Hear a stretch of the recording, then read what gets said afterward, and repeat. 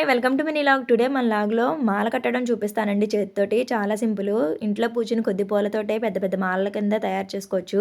ఇక్కడ బంతి పువ్వుని చిన్న చిన్న పార్ట్స్‌గా చేసుకొని ఇలా పైకి కిందకి కూడా పెట్టుకొని దారపు రీలు సింగిల్ లేయర్ ఏయకూడదండి.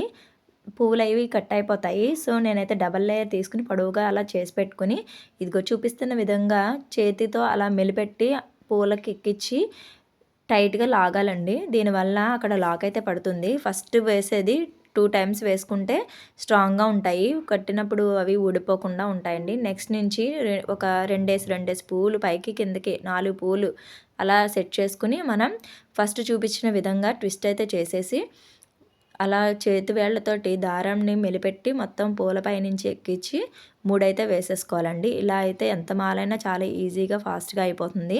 ఇక్కడ మా ఇంట్లో ఉన్న ధవళం కూడా యూజ్ చేశాను. మరుమం ధవళం ఏవైనా మీ ఇష్టం. ఈ వీడియో నచ్చితే లైక్ చేయండి. Bye bye.